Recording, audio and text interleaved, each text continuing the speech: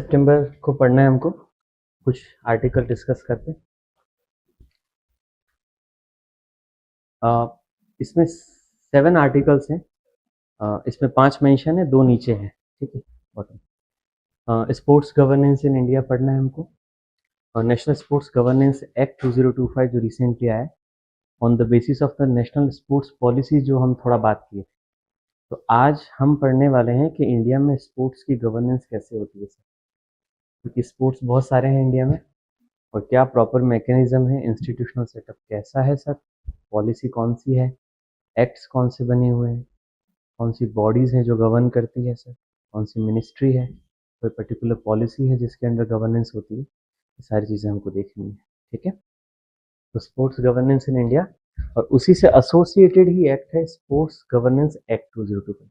दोनों आर्टिकल एक दूसरे से जुड़े हुए हैं। नो डाउट मेंस के लिए इंपॉर्टेंट है ये article, but there is so much for prelims also, okay. Second is your RTE act and minority institution constitutional pension. तो राइट टू एजुकेशन एक्ट और माइनॉरिटी इंस्टीट्यूशन, हमको पता है कि RTE एक्ट क्या है ना। राइट टू एजुकेशन एक्ट जो है वो 86 कॉन्स्टिट्यूशन अमेंडमेंट 2002 में कॉन्स्टिट्यूशन में 21A ऐड किया गया था, ठीक है। Right to life and liberty के अंदर 21A ऐड किया था। 21A is your RTE, right to education. इसको इम्प्लीमेंट करने के लिए हमने 2009 में पार्लियामेंट ने एक्ट पास किया था, RTE एक्ट। तो ये फंडामेंटल राइट बन गया था 2002 में, बट ये एक्ट इसका पास किया था पार्लियामेंट ने 2009 में सर, ठीक है। इस एक्ट के अंदर क्या है, मेजर क्लॉज कि जो 6 से 14 साल के बच्चे हैं, 6 to 14 ईयर्स, उनको free and compulsory education provide करना है ना। 6 to 14 ईयर्स की एज के जो बच्चे हैं उनको free and compulsory education provide करना है। और भी कुछ प्रोविज़न है इस एक्ट के अंदर, हम उस पर बात करेंगे RTE एक्ट के बारे में, ठीक है। इंडिया के ह्यूमन रिसोर्स और ह्यूमन डेवलपमेंट के लिए RTE एक्ट बहुत क्रूशियल है sir. And minority institution percolate होके आते हैं आर्टिकल 29-30 से, ठीक है। आर्टिकल 30 कहता है क्या, माइनॉरिटी राइट्स है सर, कि minority can have their own institution, education institution खोल सकते हैं अपना सर, माइनॉरिटी फंडामेंटल राइट है। और 2 माइनॉरिटीज़ को कॉन्स्टिट्यूशन ने रिकॉग्नाइज कर रखा है, एक रिलीजियस माइनॉरिटी और एक लिंग्विस्टिक माइनॉरिटी। या तो भाषाई आधार पे आप अल्पसंख्यक हो सकते हैं, या फिर धर्म के आधार पे हो सकते हैं, ठीक है। तो धर्म के आधार पे और भाषा के आधार पे आप इंस्टीट्यूट खोल सकते हैं अपना माइनॉरिटी, आपका फंडामेंटल राइट है। पॉइंट ये है कि माइनॉरिटी एजुकेशन इंस्टीट्यूशन और RTE के साथ एक कॉन्स्टिट्यूशनल क्या है सर, टेंशन है, क्योंकि आर्टिकल 21A कहता है कि 6 to 14 ईयर्स एज का बच्चा जो है वो नो डाउट कंपल्सरी एजुकेशन के अंदर आ रहा है। RTE के अंदर बहुत सारे ऐसे क्लॉजेज हैं जो ये कहते हैं कि 25% इकोनॉमिकली वीकर सेक्शन से आपको लेना है। और भी RTE के बहुत सारे क्लॉजेज ऐसे हैं जो कि माइनॉरिटी इंस्टीट्यूशंस के फंडामेंटल राइट के साथ क्लैश में आ रहे हैं। आर्टिकल 21 और आर्टिकल 30 जो है एक दूसरे के साथ क्या कर रहे हैं, कॉन्फ्लिक्ट में आ रहे हैं। 29-30 दो है ना माइनॉरिटी राइट्स के एक्ट, वो तो दो, ये कॉन्स्टिट्यूशनल टेंशन को हमको थोड़ा सा एड्रेस करना है, समझ गए सर। फिर आता है UAPA, unlawful activity prevention act 1967 and bail in 2020 Delhi riots case sir.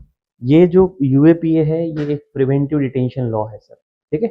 1967 में पास हुआ था। प्रिवेंटिव डिटेंशन जानते हैं सर, एक प्यूनिटिव होता है, एक प्रिवेंटिव होता है। प्यूनिटिव में क्या होता है, क्राइम करने के बाद आपको सजा दी जाती है और डिटेन किया जाता है, और प्रिवेंटिव में क्राइम से पहले ही डिटेन कर दिया जाता है ताकि आप क्राइम कमिट ना कर पाओ, ठीक है। थोड़ा ड्रेकॉनियन है ये, बट स्टिल गवर्नमेंट को अगर सिक्योरिटी मैनेज करना है तो एक एक्स्ट्राऑर्डिनरी पावर चाहिए गवर्नमेंट, इसलिए UAPA और इस तरीके बहुत सारे प्रिवेंटिव डिटेंशन कानून भारत में बने हैं सर। जैसे UAPA है, नेशनल सिक्योरिटी एक्ट 1980, ये 2 प्रिवेंटिव डिटेंशन तो अभी भी चल रहे हैं, है ना। 2 बड़े एक्ट हैं, नेशनल सिक्योरिटी एक्ट 1980 और UAPA एक्ट 1967, ये दोनों अभी भी चल रहे हैं। इसके अलावा बहुत सारे एक्ट जो हैं वो आए और बाद में रिपील भी हो गए सर। जैसे मीसा आया था, maintenance of internal security act, ये इमरजेंसी के टाइम पे आया था। टाडा आया था, कोटा आया था सर, ठीक है, टाडा, पोटा, मीसा, ये सब क्या है सर, अलग अलग एक्ट रहे हैं, प्रिवेंटिव डिटेंशन इनके अंदर था। मोस्टली हट चुके हैं। दो बड़े एक्ट जो एग्जिस्ट करते हैं, that is NSA and the UAPA and bail in 2020 Delhi riots case. Bail जो होती है ना, बेल का मतलब क्या है सर, इट्स जमानत जो है आपकी, ठीक है। हमको पता है कि बेसिकली बेल जो होती है वो राइट होती है, एक्सेप्शनल केसेस में बेल नहीं मिलती सर।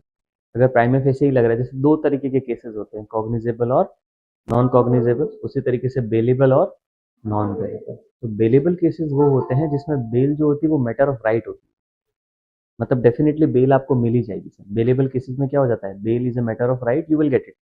तो नॉर्मली जो सिविल क्राइम्स या जनरल जो लेस हीनस क्राइम होते हैं, उन क्राइम्स के लिए वो बेलेबल ऑफेंस में आते हैं कि बेल मिल जाती है सर आपको। नॉन बेलेबल का मतलब ये नहीं कि बेल नहीं मिलेगी, नॉन बेलेबल का मतलब होता है bail is not a matter of right.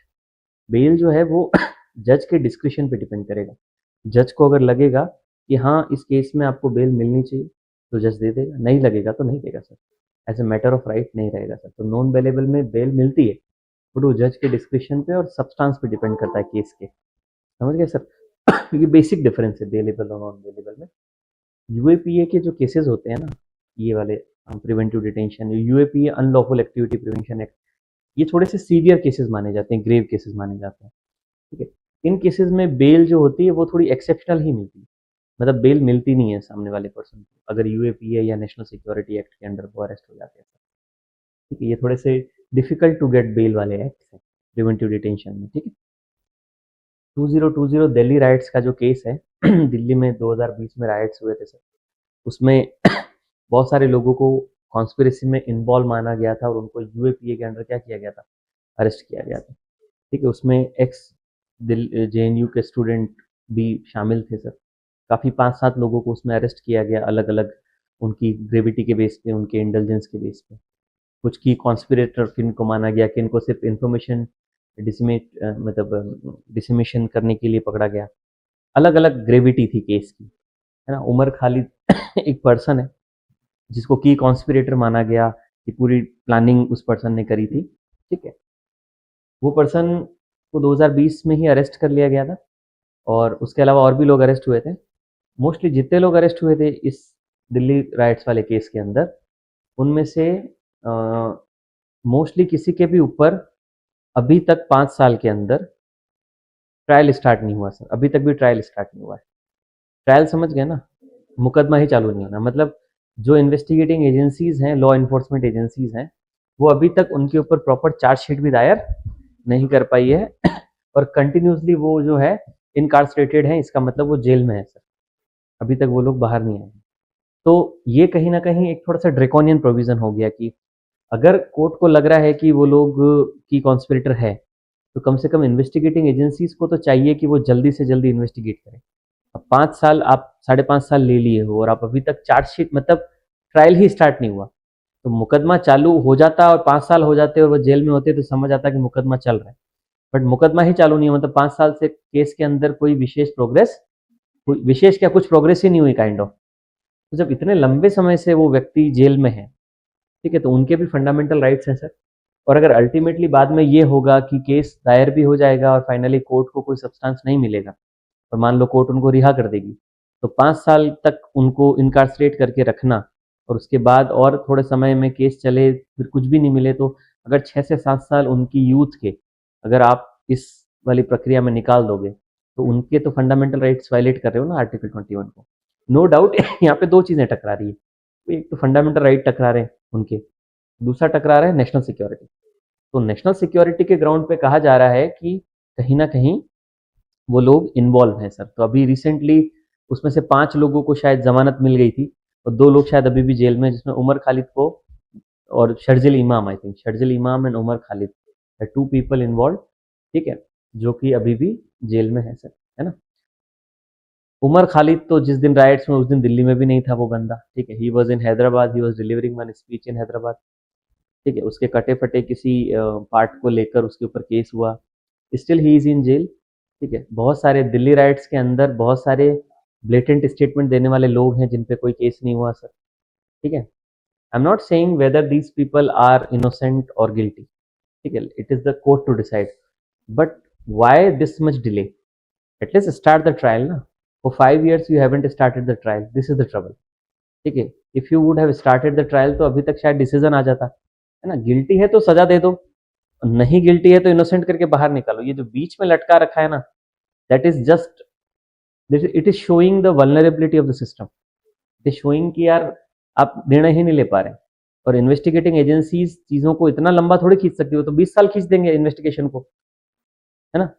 5 साल तक अगर ट्रायल स्टार्ट नहीं हुआ है किसी भी वजह से, देयर आर मल्टीपल रीजंस. इस जो उमर खालिद और इनकी साइड से भी इश्यूज हैं इसमें, ठीक है, इनके भी लॉयर्स का भी इशू रहा है सर, है ना, दोनों तरफ से इशू है. But ultimately the judiciary must take the right steps, ठीक है. कहीं ना कहीं थोड़ा एक्सपीडिएट करना चाहिए चीज़ों को. बहुत सारे लोग हैं जिन्होंने हेट स्पीचेस दी हैं, है ना, उनके ऊपर किसी तरीके का केस नहीं हुआ बिकॉज वो उस पॉलिटिकल पार्टी से जुड़े हैं जो कि अभी सरकार में है सर, है ना. There are so many people like Kapil Mishra, एक मिनिस्टर हैं अभी दिल्ली में, है ना. उनका तो कैमरा पे स्टेटमेंट है, उनके पास डीसीपी खड़ा है सर नॉर्थ जोन का, आईपीएस ऑफिसर खड़ा है. उसको बोल रहे हैं कि ट्रंप के जाने तक तो हम चुप है, उसके बाद हम तुम्हारी भी नहीं सुनेंगे. क्या ये हेट स्पीच नहीं है? और ये लोगों को कहा जा रहा है, उस व्यक्ति को नहीं कहा जा रहा है, लोगों को कहा जा रहा है कि ट्रंप के जाने तक हम चुप है, क्योंकि Trump was in India at that time, ठीक है. तो ट्रंप के जाने तक हम चुप है, उसके बाद हम तुम्हारे आपकी भी नहीं सुनेंगे. तो मतलब अगर आप पुलिस की नहीं सुनोगे, इसका मतलब क्या करने वाले हो? तो ये एक हेट स्पीच नहीं है, ये लोगों को उकसाना नहीं है. इस वाली बात को तो आपने नहीं लिया उसके अंदर हेट स्पीच में. और इन पे यूएपीए क्यों नहीं लगाया? Because that person belongs to political party which is in power. There are so many people who are minister जो कि आके सीधा सीधा जनता को ये बोल रहे हैं कि देश के गद्दारों को गोली मारो सालों को. This kind of things have been said by the ministers. Currently he is a minister like Anurag Thakur, जो भी कैबिनेट मिनिस्टर है. दैट पर्सन सेड कि देश के गद्दारों को गोली मारो सालों को. Like what kind of language he is using in public? Isn't it a kind of hate speech? Who is Gaddar? Nobody knows. In public space, you cannot ask a particular community to be Gaddar. First of all, और आप किसी को traitor नहीं कह सकते. Second, even if you are saying, आप लोगों को ये कैसे कह रहे हो गोली मारो सालों को? Who will shoot? To whom they will shoot? कौन किसको शूट कर रहा है? आप किसको ये प्रोवोक कर रहे हो? ये प्रोवोकेशन नहीं है. इस पर भी लगाओ यूएपीए, ये भी तो नेशनल सिक्योरिटी के अगेंस्ट जा रहा है. बट क्योंकि वो पर्सन बिलोंग करता है एक पार्टी से, तो उन पे नहीं लगेगा सर, है ना. बहुत सारे हेट स्पीचेस हैं, there are so many hate speeches. Even our chief minister of Uttar Pradesh, yes, Yogi Adityanath gave so many hate speeches so many times. Okay, point is कि ये जो सब्जेक्टिविटी का एलिमेंट है ना इस एक्ट को यूज करने में, दैट इज ट्रबल, ठीक है. वो मतलब ये पॉलिटिकल कहीं ना कहीं या डेमोक्रेटिक जो डिस्क क्या बोलते हैं, अगर क्या बोलते हैं आपके साथ अगर एग्रीमेंट में नहीं है तो उनके अगेंस्ट ये चिलिंग इफेक्ट क्रिएट करता है डेमोक्रेसी में. चिलिंग इफेक्ट है ना, कि जो आपके अगेंस्ट होगा वो आपके खिलाफ बोलेगा नहीं, क्योंकि फिर उनको डर लगेगा. अगर किसी पर्सन पे यूएपीए लग गया, for example right now I am talking to you, now if I am saying something, भैया मैं कह रहा हूँ कि सरकार के अंदर कई लोगों ने हेट स्पीचेस दी हैं पर उनके खिलाफ नहीं लगाया गया, है ना. तो सरकार कहीं ना कहीं ऑब्जेक्टिविटी से काम नहीं कर रही, सब्जेक्टिविटी के साथ चल रही. मैं सरकार की आलोचना कर रहा हूँ, ठीक है, सरकार के किसी एक्ट की आलोचना कर रहा हूँ. उस एक्ट की आलोचना करने पे सरकार को अगर लगेगा, सरकार मेरे ऊपर भी यूएपीए लगा देगी. और यूएपीए अगर मेरे ऊपर लगा दिया, इसका मतलब प्रिवेंटिव डिटेंशन है. इसका मतलब उनको वो तो कहेंगे कि आज तुम ये बोल रहे हो, कल को तुम ये बोल दोगे, तुम तो समाज के लिए खतरा हो. इस सब्जेक्टिविटी लगा के मेरे को भी यूएपी में अंदर डाल देंगे. और यूएपी में अंदर डालने के बाद क्या होगा? रहो अंदर, है ना. 3 महीने तक तो कुछ होता नहीं है ना. उसके बाद जो कमेटी होती है वो कमेटी आपके टाइम को बढ़ाती जाती है ना.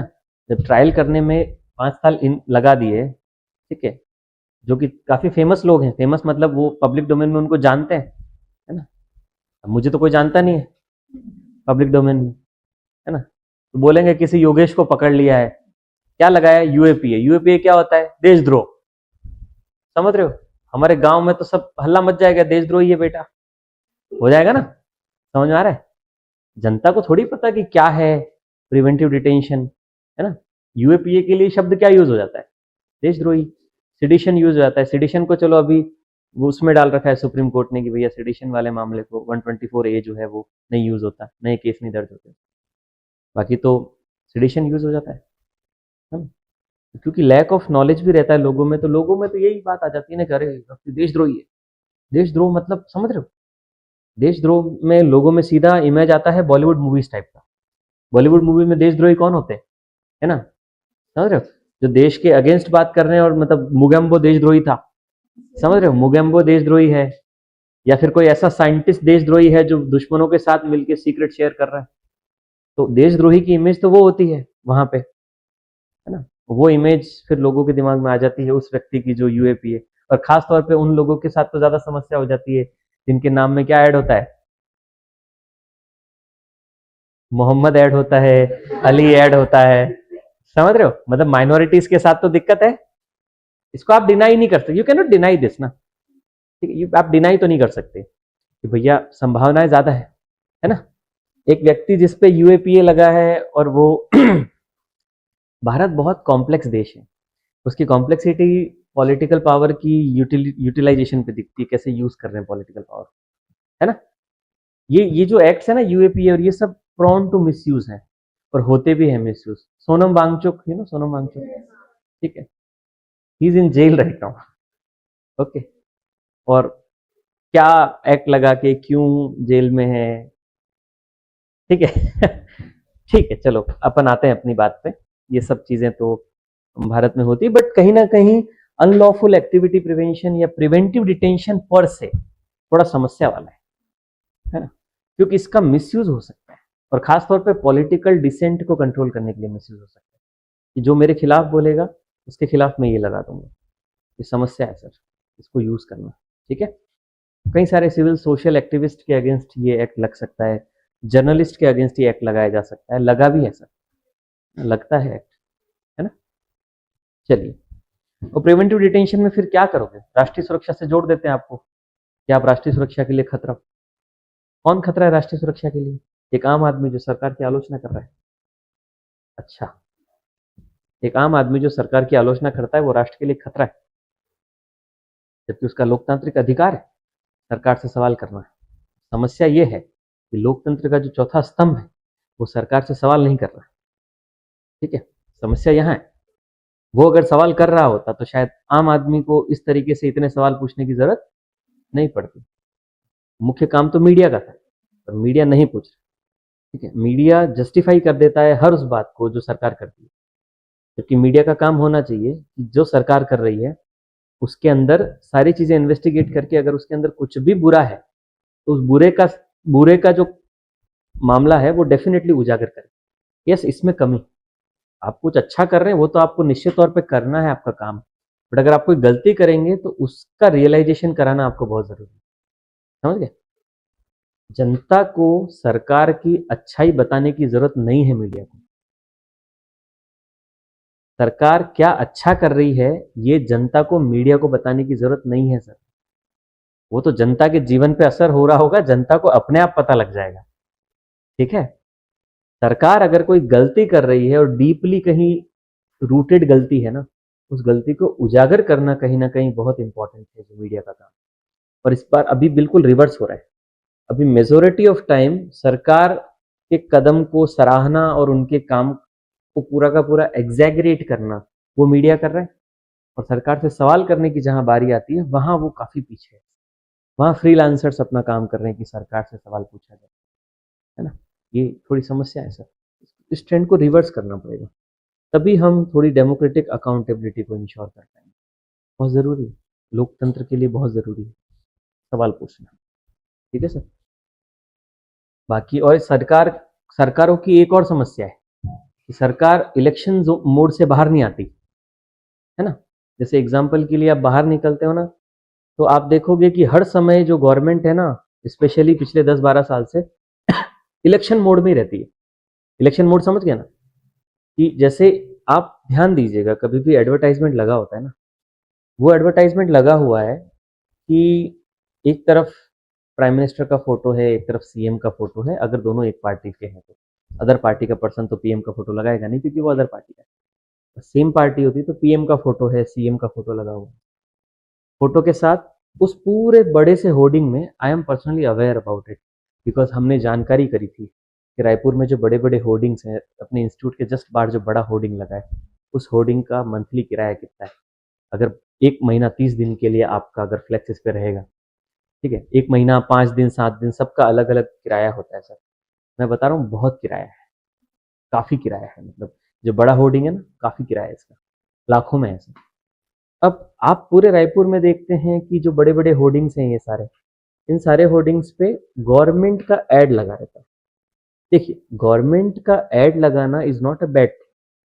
सरकार अगर स्कीम से जुड़ी जानकारी लोगों को देना चाह रही है, सरकार किसी गवर्नेंस से जुड़ी जानकारी लोगों को देना चाह रही है, डेफिनेटली इन बोर्ड्स का यूज करना चाहिए। जनता के अंदर अवेयरनेस आएगी sir, no doubt about it. पर उस पूरे के पूरे बड़े बोर्ड पे सिर्फ पीएम का फोटो, सीएम का फोटो और कुछ भी नहीं, सिर्फ ये दिखाया जा रहा है कि हमने 2 साल जो है सेवा की है पूरी करबद्धता के साथ, छत्तीसगढ़ सरकार, दैट्स इट। और कुछ नहीं लिखा हुआ उसके ऊपर। 2 साल आपने सेवा कर ली जनता की, जनता को बताने की क्या जरूरत है, जनता को पता है आपने सेवा की कि नहीं की, है ना, पहली बात। तो दूसरा, अगर की भी है, इस एडवर्टाइजमेंट को आपने क्यों लगाया, पॉइंट ये है। इतना सारा पैसा और छत्तीसगढ़ सरकार का नीचे क्या लगा हुआ है, लोगो लगा हुआ है, इसका मतलब ये एडवर्टाइजमेंट गवर्नमेंट से आ रहा है, ये सरकारी एड है। सरकारी एड में आप सिर्फ अपनी सरकार की तारीफ करने का काम क्यों कर रहे हैं? और यही आप पूरे के आप एड जो लगाते हैं ना, उस एड में अगर आप बताते, उस एड में बताओ कि भैया महतारी वंदन योजना जो है, इवन ये भी बताने की जरूरत नहीं है कि महतारी वंदन योजना के अंदर हमने 15,000 करोड़ रुपए जो है महिलाओं के खातों में ट्रांसफर किए, सुशासन की सरकार, हमारी सरकार। ये तो इलेक्शन मोड है ना, आप चुनाव प्रचार कर रहे हो क्या? चुनाव प्रचार नहीं कर रहे हो ना। ये जानकारी भी आपको उस बोर्ड पे देने की जरूरत नहीं है। आपको ये बताना चाहिए उस बोर्ड पे लिख के, महतारी वंदन योजना के अंदर जुड़ने के लिए इस नंबर पे फोन करें, यहाँ ये करें, यहाँ ये, वो बताना चाहिए। वो अगर है ऐड तो वो जेन्युइन ऐड है। बाकी सिर्फ ये दिखाना कि 2 साल से हमारी सरकार ने सुशासन फैला दिया है, ठीक है, बताने की जरूरत नहीं है। ये आएगा समय तो दिखेगा। पर सारा पैसा इसी में खर्च हो रहा है, एडवर्टाइजमेंट में। सब खर्च कर रहे हैं ना, सब कर रहे हैं। अखबारों में बड़े बड़े एड, कहाँ से आ रहा है पैसा और क्यों खर्च कर रहे हैं, है ना? नो फ्लेक्स जोन पे तो फ्लेक्स लगे ही है, बताया था उसने। और वापस वो, मैं अभी बता रहा हूँ, फिर लगा हुआ था, अभी फिर लगे हुए हैं। वो नो फ्लेक्स जोन जहां लिखा है उसके ऊपर ही फ्लेक्स लगा दिया ताकि वो दिखे ही नहीं। वो दिख ही नहीं रहा, उसके ऊपर ही फ्लेक्स लगा दिया। ठीक है, चलिए। तो ये थोड़ा सा एक बड़ा इशू है भारत के अंदर। तो यूएपीए का मिसयूज हो सकता है और होता है सर, है ना। तो इन एक्ट्स को थोड़ा सा क्या करना चाहिए, माइल्ड करना चाहिए। और माइल्ड के साथ साथ काफी कुछ बदला जा सकता है। सरकार हटाने नहीं वाली इन लोगों को, चाहे कोई भी आ जाए, क्योंकि इसका कई बार यूज भी होता है। जैसे कोई टेररिस्ट है, अब टेररिस्ट ग्रुप है, अगर आपको इंटेल मिलता है तो उस इंटेल के बेस पे अरेस्ट तो करेंगे ना उनको, ठीक है। प्रिवेंटिव डिटेंशन काम तो आता है, बट मिस यूज भी है सर इसका, ठीक है। फिर आता है आपका national green tribunal and eco sensitive zones. ये थोड़ा सा इन्वायरमेंट से जुड़ा मामला है, बट हम इसको पॉलिटी के कंटेक्स्ट में पढ़ेंगे। एनजीटी क्या होता है और इको सेंसिटिव जोन्स क्या होते हैं सर, ठीक है। ये 5 आर्टिकल हैं, इसके अलावा 2 आर्टिकल और हैं एडिशनल, 7 आर्टिकल्स हैं। हम बात करते हैं, पॉसिबली 1 घंटे में हो जाना चाहिए, ये नहीं होगा तो हम लोग कल करेंगे, ठीक है, चले। Okay, first of all just understand the sports governance in India. Okay,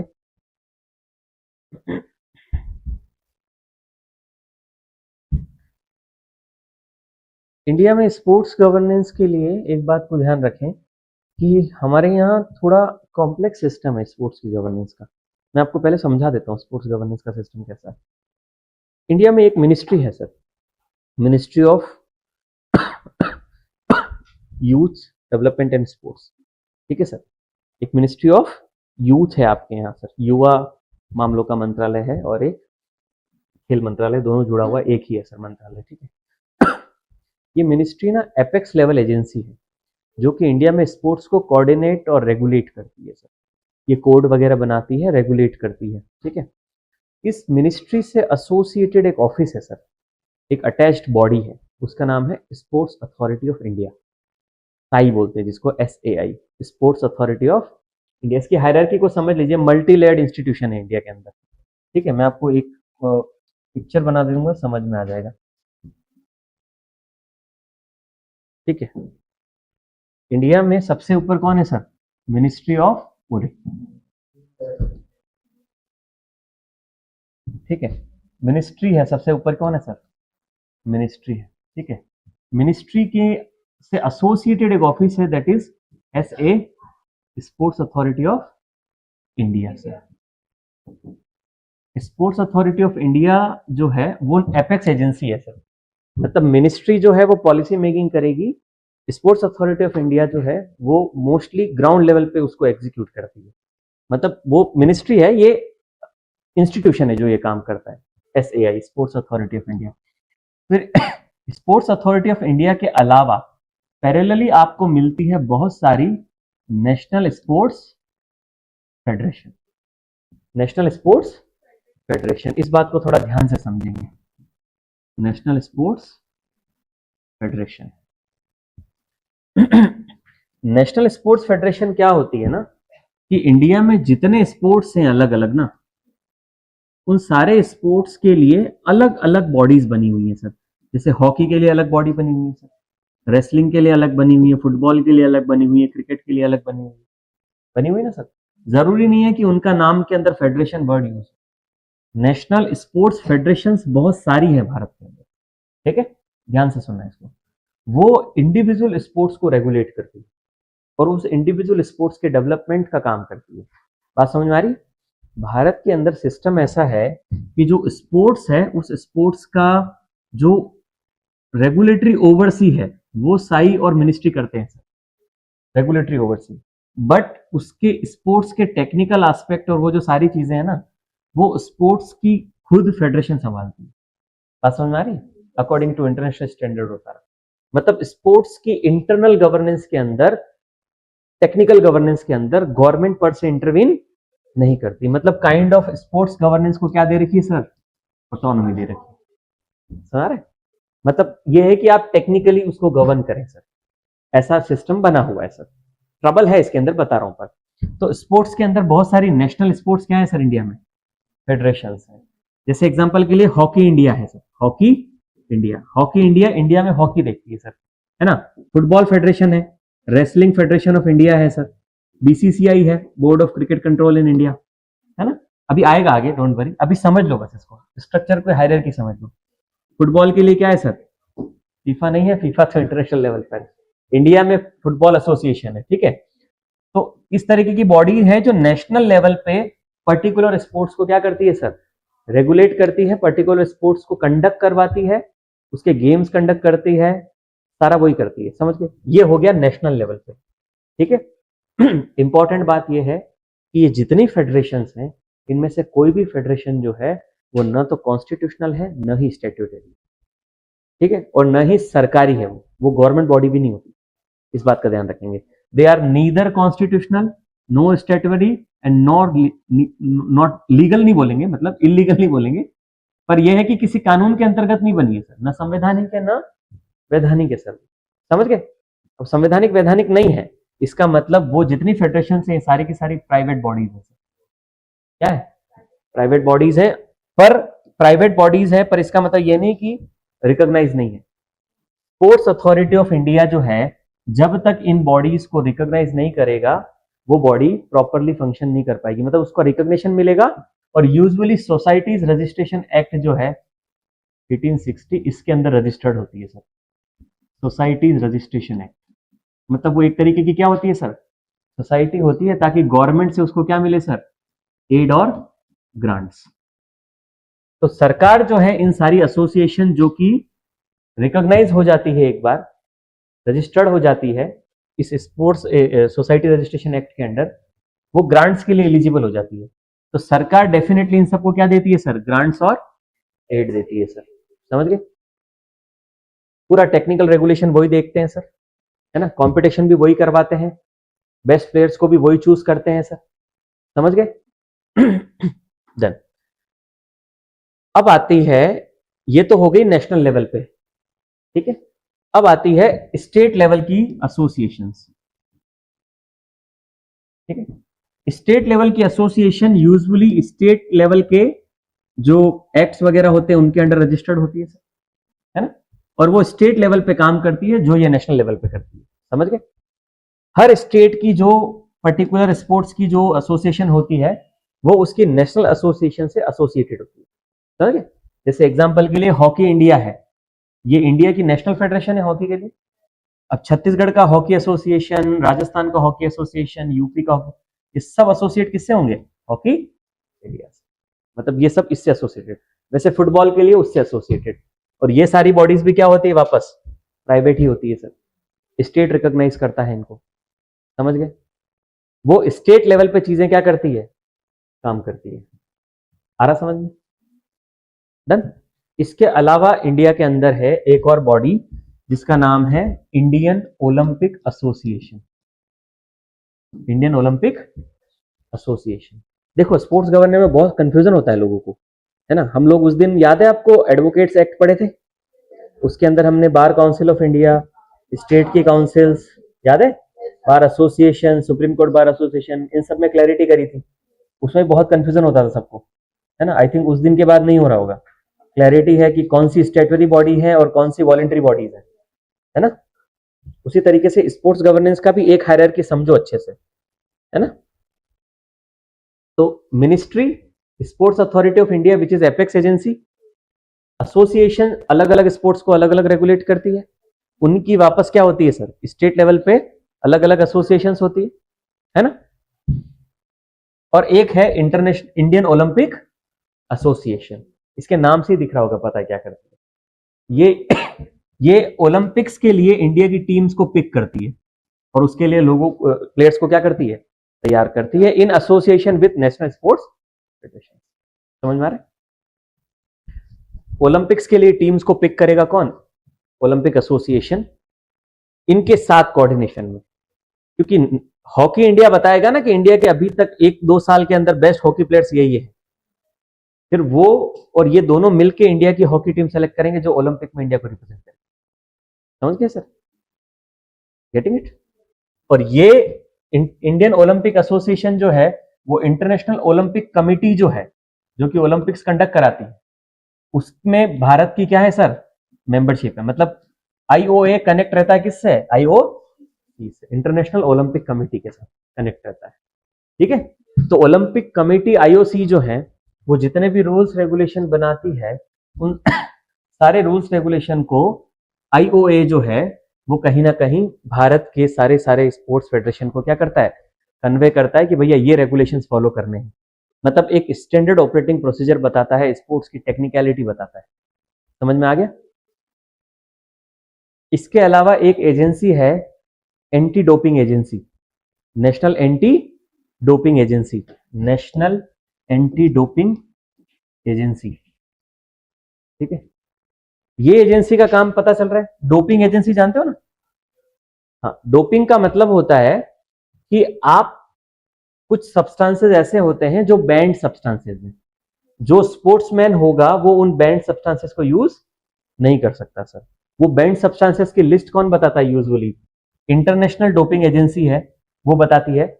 उस international doping, world anti doping, वाडा होती है, वर्ल्ड एंटी डोपिंग एजेंसी, ये इससे कनेक्ट रहता है सर।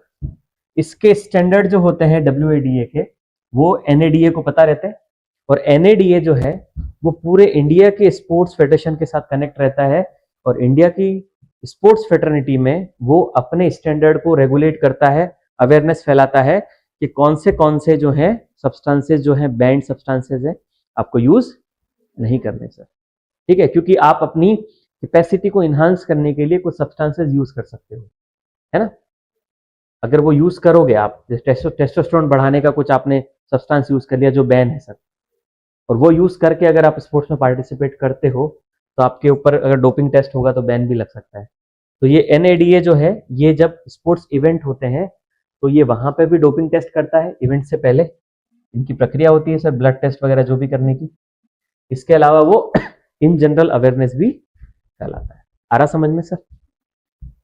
अब इसमें जो स्पोर्ट्स अथॉरिटी ऑफ इंडिया है उसका काम है इंडिया के अंदर स्पोर्ट्स इंफ्रास्ट्रक्चर को देखना सर। ये सारी की सारी जो नेशनल स्पोर्ट्स फेडरेशन जो है, ये नो डाउट अपना अपना टेक्निकल काम करेगी। इनको फंडिंग कौन देती है? गवर्नमेंट ऑफ इंडिया देती है सर। फंडिंग आती है, फंडिंग आती है, फंडिंग से वो काम करते हैं सर, है ना। जो स्टेट की स्पोर्ट्स फेडरेशन होती है, ध्यान से सुनो, थोड़ा सा और है, जो स्टेट्स की स्पोर्ट्स फेडरेशन है ना, जैसे हॉकी इंडिया, अब हॉकी इंडिया के अंदर एक हॉकी इंडिया का चेयरमैन होगा, उनकी गवर्निंग काउंसिल होगी सर। इसकी गवर्निंग काउंसिल और इसका जो चेयरमैन होगा उसका इलेक्शन होता है। क्या होता है? इलेक्शन। उसके इलेक्शन में वोट डालते हैं ये स्टेट्स के सारे जो लोग होते हैं ना, स्टेट की काउंसिल के मेंबर्स। समझ आ रहा है? ये मेंबर, और इन्हीं में से कोई जो पर्सन होते हैं वो चुनाव में खड़े हो सकते हैं, और इलेक्शन में वो फिर चेयरमैन और गवर्निंग काउंसिल के मेंबर बनते हैं। मतलब नॉर्मली ये होता है कि नेशनल स्पोर्ट्स फेडरेशन के जो चेयरमैन और मेंबर होते हैं वो मोस्टली कहां से आते हैं? स्टेट स्पोर्ट्स फेडरेशन से आते हैं। समझ आ रहा है?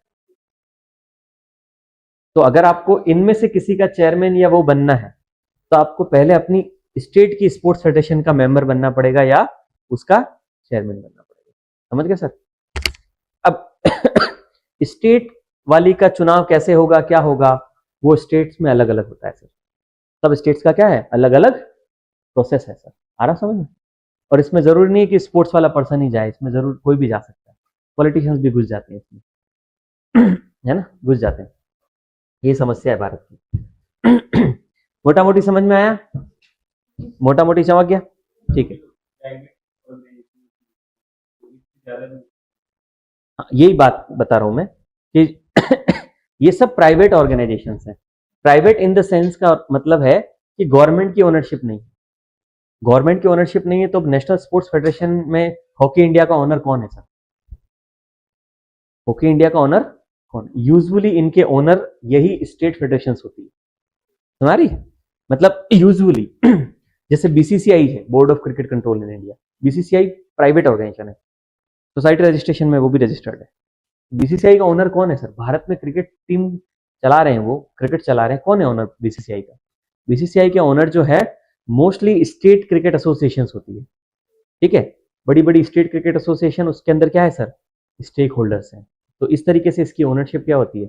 बनती है। ठीक है, तो इंपॉर्टेंट, अब आपने कहा कि प्राइवेट है तो कोई भी खोल देगा क्या? अब कल को मैं कह रहा हूं मैं हॉकी का एक नया एसोसिएशन बना रहा हूं सर, आप बना लो, बना सकते हो, आपको कोई वो नहीं है। बट आपको गवर्नमेंट या स्पोर्ट्स अथॉरिटी ऑफ इंडिया से रिकॉग्निशन मिलेगा नहीं सर।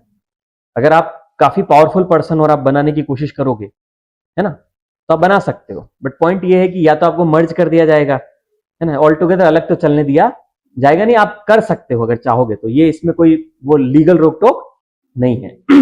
आपको रजिस्ट्रेशन करना पड़ेगा इसके अंदर, और उससे रिकॉग्निशन भी तो लेना पड़ेगा, है ना। तो स्पोर्ट्स गवर्नेंस के अंदर तो नहीं चाहेंगे कि दो बॉडी हो सर, है ना, सिंगल बॉडी रही तो गवर्नेंस सही होगा। तो दो तीन नेशनल तो आप नहीं बना सकते। बैडमिंटन का एक, सबका एक ही है मोस्टली, ठीक है, पर गवर्नमेंट ऑर्गेनाइजेशन वो नहीं है, इस बात का ध्यान रखेंगे। ठीक है। ये मोटा मोटी भारत का गवर्निंग स्ट्रक्चर है सर।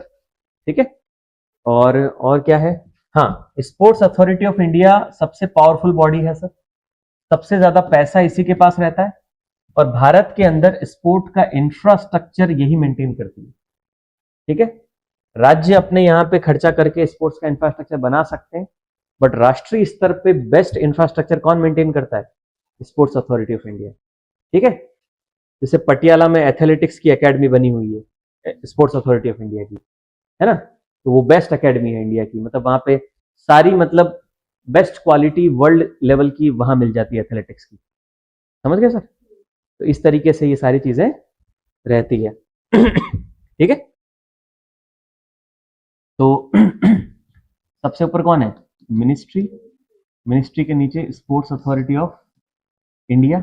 इसके पैरेलल काम करती है नेशनल स्पोर्ट्स फेडरेशंस। इनके अंडर या स्टेट लेवल पर रहती है स्टेट स्पोर्ट्स फेडरेशन या एसोसिएशंस। ठीक है, फिर इसी के लेवल में काम कर रही है national anti doping agency sir. इसी के साथ ही एक और काम कर रही है, that is Indian Olympic association. ये मेजर मेजर पार्ट है। ठीक है, और जो स्पोर्ट्स अथॉरिटी ऑफ इंडिया है वो इंफ्रास्ट्रक्चर को मैनेज करती है सर भारत के अंदर। मिनिस्ट्री जो है वो स्पोर्ट्स की क्या बनाएगा सर, पॉलिसी बनाएगा, और सबको पॉलिसी के हिसाब से चलना पड़ेगा।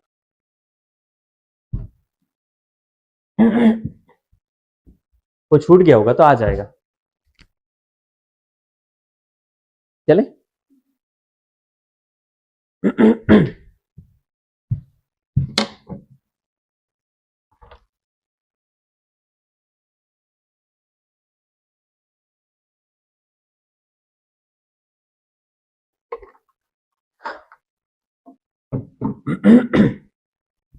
तो थोड़ा कॉम्प्लेक्स सिस्टम तो है इंडिया में, और इसी वजह से क्या होता है ना, थोड़ा सा ना जुरिस्डिक्शन भी इनका क्या हो जाता है, कॉन्फ्लिक्ट में आ जाता है। जुरिस्डिक्शन समझ गया ना, इनका क्षेत्राधिकार भी कभी कभी टकरा जाता है कि किस पे मैं डिसीजन ले सकता हूँ, किस पे तुम आप डिसीजन ले सकते हो, तो कॉन्फ्लिक्ट आता रहता है। ठीक है, तो ये भारत की कमी है सर, मतलब ये काइंड ऑफ तो स्पोर्ट्स गवर्नेंस देखो, मल्टी लेयर्ड इंस्टीट्यूशनल फ्रेमवर्क है सर, लेयर्ड इंस्टीट्यूशनल फ्रेमवर्क है that balance, multi layered balances government oversight with autonomy of sports. तो गवर्नमेंट ओवरसाइट करती है, बट स्पोर्ट्स को क्या दे रखी है सर, ऑटोनॉमी। स्पोर्ट्स बॉडीज को क्या दे रखी है, ऑटोनॉमी दे रखी है। This complex ecosystem involve the union government, autonomous sports organisation. Union government में कौन आ गया, sports authority of India, ministry, autonomous sports organisation, federation आ गई, and international affiliations, Olympic association आ गई, working together to advance India sporting ambition. चमक गया sir. Fundamental objective of governance क्या है, नो डाउट आपको पता है, टैलेंट को फोस्टर करना, और क्या है, grass root level, elite level, fair and transparent selection process होनी चाहिए, ब्ला ब्ला, ये तो basics. Operational autonomy and accountability, दोनों एक दूसरे के साथ संतुलन में चलने चाहिए। Distinctive model where sports bodies retain, उनका ऑपरेशनल ऑटोनॉमी है सर, गवर्नमेंट इंटरफेयर नहीं करती। That sport administration should remain independent of direct political control, direct राजनीति उसके अंदर नहीं घुसनी चाहिए sir. However this autonomy is not absolute, ऐसा नहीं है कि कुछ भी करोगे आप। Government recognition, substantial public funding are explicitly tied to adherence of good governance. सरकार पैसा दे रही ना एक्सचेकर से, तो पैसा जब देगी तो सरकार डेफिनेटली अकाउंटेबिलिटी भी तो लेगी सर उनसे। Creating a system of accountability without compromising the independence. समझ गए, सब क्या है सर, संतुलन है, ऑटोनॉमी भी मेंटेन रहे और रेगुलेशन भी मेंटेन रहे, बैलेंस रहे। ज्यादा रेगुलेट करोगे तो ऑटोनॉमी खत्म हो जाएगी, ज्यादा ऑटोनॉमी दोगे तो ऑटोक्रेटिक हो जाएगी। संतुलन जरूरी है दोनों, ठीक है। Ministry of youth affairs and sports, युवा मामलों का मंत्रालय, ठीक है। यूथ अफेयर्स ये नोडल मिनिस्ट्री है sir for all sports matters in India. Core function क्या है, पॉलिसी बनाएगी सर, मंत्रालय है तो क्या करेगा, पॉलिसी बनाएगा। अभी रिसेंटली क्या आई सर, नेशनल स्पोर्ट्स, अभी पढ़ी ना अपन ने। रेगुलेटरी फ्रेमवर्क बनाएगा सर, रेगुलेटरी फ्रेमवर्क का मतलब ये स्पोर्ट्स कोड बनाएगा सर, क्या कोड फॉलो करना है, रूल्स रेगुलेशन, गवर्नेंस की guideline, operational standard for recognise sports bodies. मतलब ये इंटरनली एग्जीक्यूशन में नहीं ध्यान देगा, बट कहीं ना कहीं एक एसओपी तो बताएगा उनको ना, नहीं तो फिर तो आए बाएं चलेंगे एनार्किकल तरीके से। एक स्टैंडर्ड ऑपरेटिंग प्रोसीजर तो बनाएगा कि इस तरीके से आपको अपनी गवर्नेंस करनी है, वो उसको करेगा नहीं उसकी गवर्नेंस को, बट बताएगा कि ऐसे करना है। तो रेगुलेटरी फ्रेमवर्क भी बनाएगा। Recognition authority grants official recognition to the national sports federation, कोई भी स्पोर्ट्स फेडरेशन को क्या देगा sir, recognition. Critical function they determine which bodies receive government support, क्योंकि जब तक आप रिकॉग्नाइज नहीं रहोगे गवर्नमेंट से आपको एड और ग्रांट्स नहीं मिलेगी sir. And represent India internationally, Bharat को, क्योंकि जिस हॉकी इंडिया हो गई, तो हॉकी इंडिया का मतलब हो गया कि वो जो टीम चुनेंगे, ठीक है, वही भारत को क्या करेगी, रिप्रेजेंट करेगी सर। तो इंडिया की टीम वो है सर। बैडमिंटन एसोसिएशन जो है वो बैडमिंटन की टीम चुनेगा सर वर्ल्ड कप के लिए। ओलंपिक्स के लिए चुनेंगे तो आईओसी के आईओए के साथ मिलके चुनेंगे सर। फाइनेंशियल ओवरसाइट भी करेंगे, पैसा दे रहे हैं तो। स्कीम्स बहुत सारी चलाते हैं सर, खेलो इंडिया प्रोग्राम है, टारगेट ओलंपिक पोडियम पे हमने बात करी थी उस दिन। नेशनल स्पोर्ट्स डेवलपमेंट फंड भी है जो कि पब्लिक प्राइवेट पार्टनरशिप है स्पोर्ट्स में by channelling corporate contribution toward athlete support and infrastructure development. ये जो फंड है इस फंड को थोड़ा ध्यान रखना, नेशनल स्पोर्ट्स डेवलपमेंट फंड। ये एक्सक्लूसिवली गवर्नमेंट फंड नहीं है, ये पीपीपी फंड है सर, ठीक है, public private partnership. SA sports authority of India, autonomous body under ministry of youth affairs, category नहीं है, कॉन्स्टिट्यूशनल नहीं है, बॉडी है बस ये, ठीक है। Serving as country's apex body for sports promotion and development, ठीक है। वही है, वो पॉलिसी बना दिया उन्होंने तो यूथ अफेयर्स ने, मिनिस्ट्री ने, मिनिस्ट्री के अंदर ये ऑटोनोमस बॉडी है जो कि ग्राउंड लेवल पे चीजों को करेगी। Specific mandate to broaden India's sports base and improve the competitive standard. समझ में आ गया एसएआई का काम? सिंपल है sir. SAI operates with significant greater operational flexibility than typical government department, ठीक है, एकदम गवर्नमेंट डिपार्टमेंट की तरह काम नहीं करता ये, इसमें ब्यूरोक्रेटिक और ये सब डिले ज्यादा नहीं होते, चीजें थोड़ी स्मूथ होती है, ठीक है। Implement specialised training programme allowing it to respond swiftly to athlete need के हिसाब से चलता है, ग्राउंड लेवल पे नहीं होती इतनी सारी चीजें, पर एटलीस्ट इसके मैंडेट में तो है। And engage with international coaches and expert without bureaucratic delay that might hamper athletic excellence, ठीक है सर।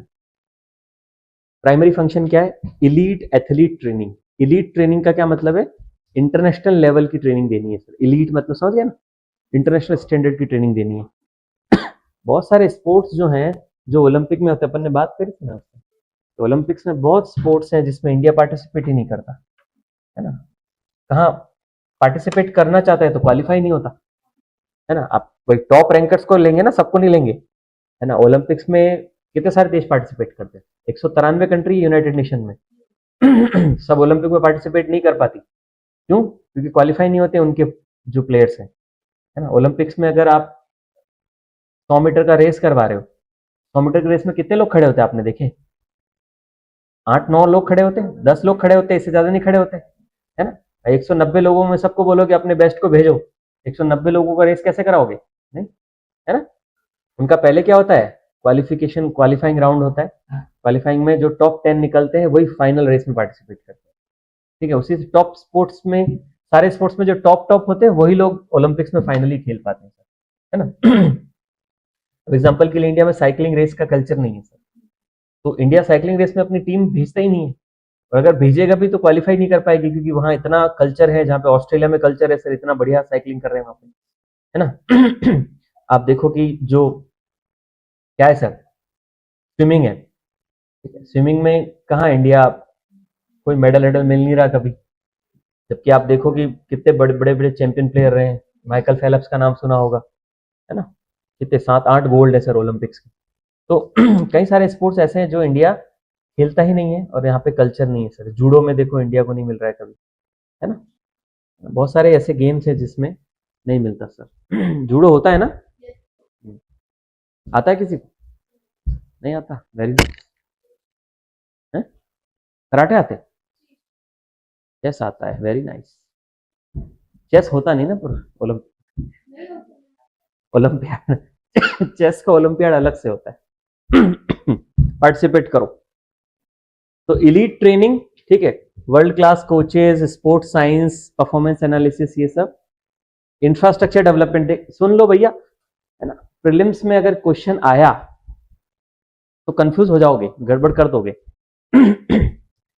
इलीट ट्रेनिंग करवाता है, इंफ्रास्ट्रक्चर डेवलपमेंट यही करता है, देखो, builds, maintain and upgrade sports facilities nationwide, from local sports centre to the international standard stadium and training complexes. तो SAI के कॉम्प्लेक्स होते हैं बढ़िया बढ़िया, नेशनल कोचिंग सेंटर्स।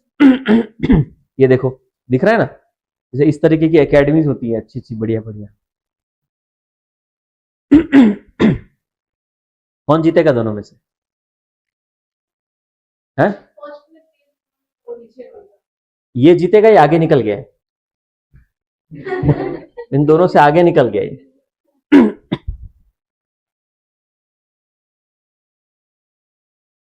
खेलो इंडिया के centres, sports authority of India ने ना खेलो India scheme को इम्प्लीमेंट करने के लिए ना लोकल लेवल पे क्या कर रखे हैं, टैलेंट आइडेंटिफाई करने के लिए hubs at the grass root level, national centre of excellence. ये एक सेंटर ऑफ एक्सीलेंस ऐसे होते हैं जहां पे सबसे एपेक्स लेवल की ट्रेनिंग होती है, ठीक है।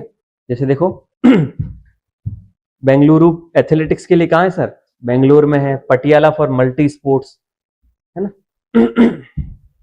यहाँ पे बेस्ट वर्ल्ड लेवल की ट्रेनिंग होती है।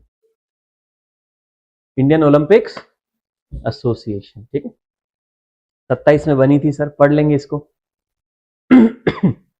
आईओसी के साथ, इंटरनेशनल के साथ, कमिटी के साथ जुड़ी रहती है ये। Team selection and management Olympic के लिए, मल्टी स्पोर्ट इवेंट में कोऑर्डिनेशन करना। मल्टी स्पोर्ट इवेंट समझ गए ना, एशियन गेम्स हो गए, कॉमनवेल्थ गेम्स हो गए, है ना, इन सब में। एनएसएफ, नेशनल स्पोर्ट्स फेडरेशन का कोऑर्डिनेट करना, ठीक है। तो ये सारी स्पोर्ट्स फेडरेशन के साथ कोऑर्डिनेट करके तो टीम बनाएगा ना।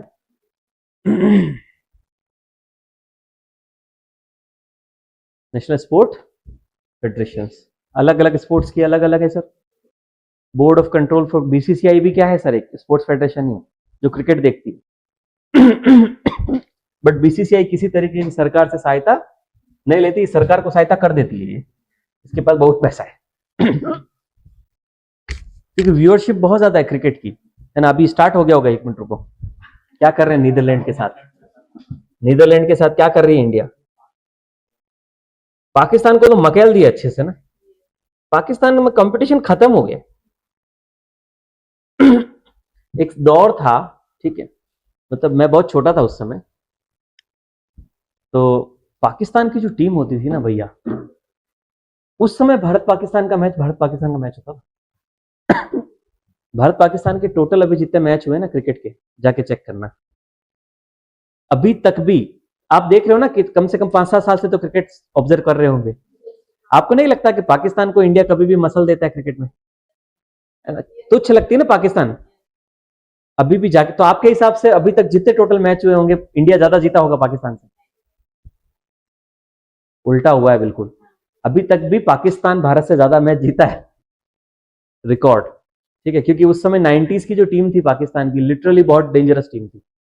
बॉलिंग भाई बहुत खतरनाक, ठीक है। मतलब ऐसा होता, अभी होता है ना कि भाई एक बॉलर, मान लो मोहम्मद आमिर अच्छी बॉलिंग कर रहा है तो अगले बॉलर को पीट देंगे। उस समय ऐसा नहीं था। पहला over Wasim Akram, one of the best swing bowler of that time, पहला ओवर वसीम अकरम कर रहा है, सेकंड ओवर वकार यूनुस, भैया 150-155 की स्पीड। उसके बाद वो दोनों जा रहे हैं, नया बॉलर आएगा शोएब अख्तर, 155-160 की बॉल, मतलब बॉल ऐसे निकल जाती थी, इतना फास्ट, है ना। ऐसे ऐसे बॉलर थे पाकिस्तान के अंदर, है ना। उसके बाद शक्लेन मुश्ताक, और बैटिंग के अंदर भी बहुत अच्छी उनकी इंजमाम उल हक से लेके शाहिद आफरीदी से लेके, है ना, बहुत अच्छे अच्छे प्लेयर थे। सईद अनवर, बहुत मारा भारत को सईद अनवर ने। तो पाकिस्तान से भारत जीतता नहीं था उस समय, मजा आता था, पर भारत पाकिस्तान का मैच बहुत टक्कर का होता था। आजकल तो क्या हो गया, एकदम लुल्लू पुल्लू हो गई पाकिस्तान, एकदम मजा ही नहीं आता, मतलब समझ नहीं हटता था, एक एक बॉल याद रहती थी हमको। हाँ और क्या। 2003 का वर्ल्ड कप मुझे याद है, अभी तक बहुत छोटा था मैं, 2003 का वर्ल्ड कप, ठीक है, पर मेरे को सारा याद है अभी तक कि कौन सी बॉल पे सचिन ने छक्का मारा था शोएब अख्तर को, स्टिल रिमेंबर, विजुअल भी याद है। हाँ, इतना मतलब जुनून से देखते थे। और फाइनल हारी थी 2003 का, मैं खाना नहीं खाया था, छोटा था, फिर भी इतना दुख हो गया था, सीरियसली बहुत दुख हुआ था, अथाह दुख, नहीं खाऊंगा मैं, है ना। और उस दुख में टिंडे और बना दिए मम्मी ने, पनीर बना होता तो सोच भी लेता खाने का, टिंडे बन गए, और तौबा तौबा, सारा मूड खराब कर दिया उस औरत ने। है ना, मम्मी बोलती कि नहीं खाएगा आज, नहीं खाएंगे, है ना। फिर सब सो गए थे तो रात को उठ के खा लिया था ऐसे, पर ठीक है। पर दुख बहुत हुआ था उस दिन। आपने 2023 का फाइनल देखा ना, जब इंडिया हारा था, उसके 20 साल पहले वो फाइनल हुआ था 2003 का, ठीक है। उसमें क्या गंदे से मारा था ऑस्ट्रेलिया ने इंडिया को। अभी तो 300 रन वनडे में बनाना बहुत आसान होता है ना, अभी तो 300 कोई भी बना देता है भैया, उस जमाने में 300 रन बनाना बहुत बड़ी उपलब्धि होती थी। और ऑस्ट्रेलिया ने इंडिया को 359 रन बना, 359 रन बना दी थी, बहुत गंदे से मारा था एकदम। उधर वो चौका मारे थे, इधर दिल दर्द कर रहा था, भाई क्या कर रहे हैं सीरियसली। और रिकी पॉन्टिंग ने 145 रन बनाए थे।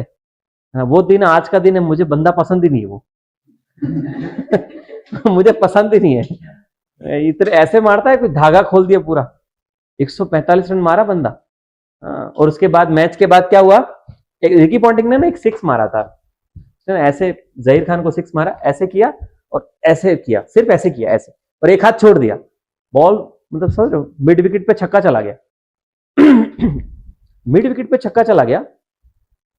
रात को हार तो गए सब लोग, सुबह गए हम लोग स्कूल, ठीक है, स्कूल गए तो सब लोग दुखी, क्योंकि क्रिकेट सब देख रहे थे और हम तो साथ ही देख रहे थे। अगले दिन सब दुखी। तो एक जन कहीं से न्यूज लेकर आया, बोलता है पता है ऑस्ट्रेलिया वालों की बैट में स्प्रिंग लगी हुई थी, ठीक है, बैट में स्प्रिंग थी, तो स्प्रिंग की वजह से ना वो बहुत छक्के मार रहे थे, टच करते ही छक्के। देखा रिकी पॉन्टिंग को, देखा, हाँ ऐसे छक्का चला गया। तो ये रूमर स्प्रेड हो गया सबसे। और ऑस्ट्रेलिया तो जीत के अपने घर चली गई थी, अगले दिन घर जाने वाली थी, वो चली गई दक्षिण अफ्रीका, जोहान्सबर्ग में फाइनल था। तो हम लोगों ने कहा अच्छा, तो हम लोग अब मीटिंग कर रहे हैं, जैसे हम लोग विश्व के क्रिकेट को तय करेंगे, ठीक है, हम लोग मीटिंग कर रहे हैं, हाँ तुम्हारे हिसाब से क्या होगा। बोलते देखो ऑस्ट्रेलिया वर्ल्ड कप ले तो गई घर पे, पर ना उनको वापस बुलाया जाएगा, है ना, उनके बैट की जांच हुई है ना, और अब जो है मैच वापस करें। इतना गहरा चिंतन हम लोगों ने किया सीरियसली, और फिर हम खेलने चले गए क्रिकेट। और फिर हम ही लोग क्या कर रहे हैं, ऑस्ट्रेलिया और इंडिया बन के खेल रहे हैं, कौन जीतेगा। ये दिन थे वो। पर बहुत गंदे से मारा था। और सचिन तेंदुलकर उस समय अपने प्राइम फॉर्म में थे। उस पूरे टूर्नामेंट में सचिन तेंदुलकर ने 675 रन बनाए थे, which is not easy to break. बहुत बड़ा रिकॉर्ड है, 675 रन। गोल्डन बैट मिला था, सोने का बैट मिला था। फाइनल्स के अंदर हर मैच में सचिन 80, 85, 90, समझ रहे, 110, 115 ऐसे रन। फाइनल में जहां 359 का टारगेट था, एवरीबडी वाज कन्विंस्ड कि यार 400 भी होंगे, पर सचिन तेंदुलकर अगर खड़ा है हम लोग जीत जाएंगे, ठीक है। और सचिन तेंदुलकर जो भाई साहब पहले ओवर में आउट हो गए। पहले ओवर में, ठीक है, एक चौका मारा और फिर बॉल वहीं उछाल दी ग्लेन मैकग्रा के हाथ में, और वहां जो दिल टूटा मेरा। पास में मेरे पापा बैठे थे, ठीक है, मुझे पता ही नहीं था। मैंने कहा, पापा बोलते हैं क्या कर रहा है, क्या सचिन आउट हो गया। तेरा बाप तो जिंदा है, मार क्यों रहा है। ठीक है। तो खैर वो दिन थे। और फिर यही जो दुख है वो 2023 में रोहित शर्मा के आउट होने पे हुआ, है ना भाई। उस ओवर में रोहित शर्मा आई थिंक एक छक्का और एक चौका तो मार चुका था, है ना। रुक जाता थोड़ा यार, है ना। रोहित खड़ा रहता तो भारत जीतती पक्का। तो वो क्या मार रहा था अच्छे से, है। और वो कैच, वो ट्रेविस हेड, मुझे वो बंदा नहीं पसंद। मैच मतलब रिकी पॉन्टिंग के बाद अगर दिल में किसी के लिए टीस है तो वो ये है। और मुझे अभी बहुत खुशी हुई, ऑस्ट्रेलिया वर्ल्ड कप से बाहर हो गई, पता है अभी।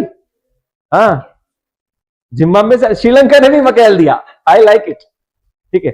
और टीम का कैप्टन कौन था, ट्रेविस हेड, ठीक है। तो बहुत अच्छा लगा, ठीक है, कि भाई ऑस्ट्रेलिया अपने घर जा रही है। पहली बार हुआ है कि ऑस्ट्रेलिया सुपर 8 में या क्वालिफायर तक नहीं पहुंची है वर्ल्ड कप टूर्नामेंट में, पहली बार कभी हुआ है। बहुत अच्छा, मजा आ गया। प्रसाद चढ़ाऊंगा। ऑस्ट्रेलिया हारती बड़ा मजा आता है।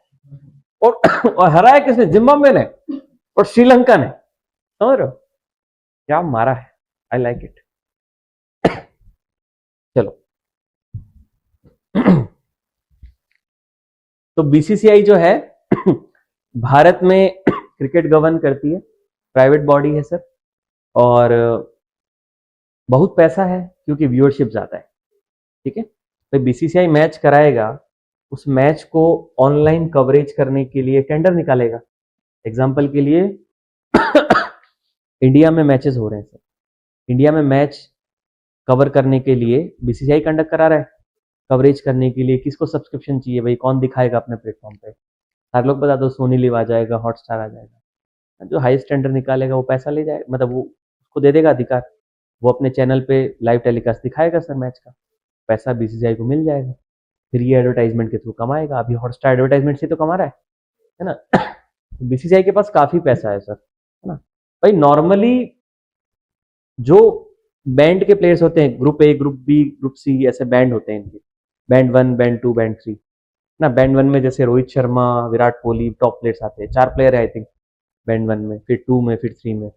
1 वाले प्लेयर्स को आई थिंक 7 करोड़ रुपए सालाना मिलता है, ज्यादा मिलता है, बढ़ गया शायद। 7 करोड़ रुपए सालाना, समझते हो? सिर्फ वो उस बैंड में है तो 7 करोड़ सालाना मिल रहा है। 7 करोड़ को थोड़ी देर के लिए 6 कर दो, 6 करोड़ सालाना मतलब एक महीने का 50 लाख रुपए। एक महीने का 50 लाख मतलब एक दिन का करीब करीब 2.25 लाख रुपए। एक दिन का 2.25 लाख रुपए वो कमा रहे हैं वो लोग। एक दिन का 2.25 लाख रुपए वो कमा रहे लोग, समझ रहे हो? क्रिकेट में इतना पैसा है, और वो पैसा क्यों है? क्योंकि वी पीपल आर वॉचिंग ना। व्यूअरशिप जितनी ज्यादा है उतना एडवर्टाइजमेंट और मार्केटिंग अट्रैक्ट करे, तो पैसा आएगा। क्या बजाएगी? क्या बंद हो गया? बंद हो गया? कोई बात नहीं, बाकी तो चल रहा है।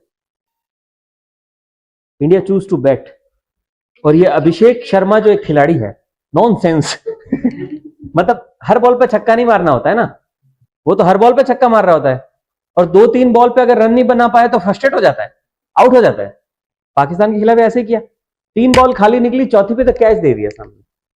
सबर करो थोड़ा। उदय आज भी मुझे लग रहा है लोटे डूबे, मतलब आज, मतलब लोटे डूबे इन द सेंस कि अभिषेक अभिषेक शर्मा 0। हाँ, 4 में से 3 मैच खेला है वो, और 3 में से तीनों पे 0 पे आउट हुआ है।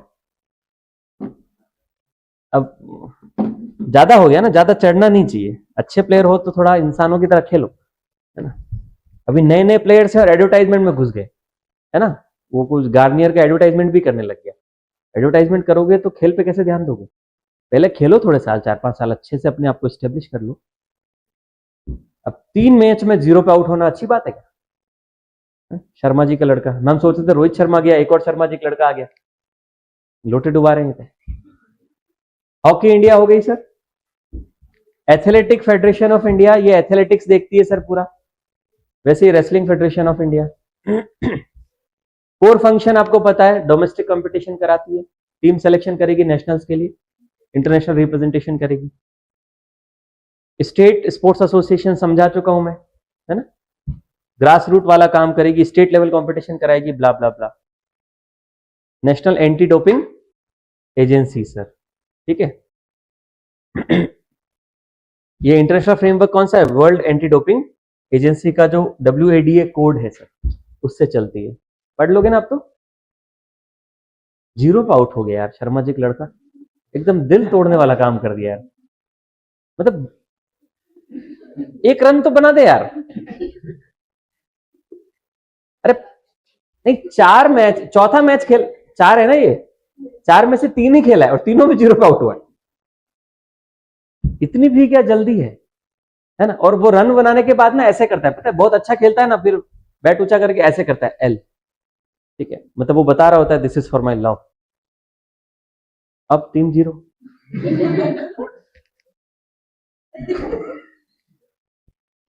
क्या बताओ अब?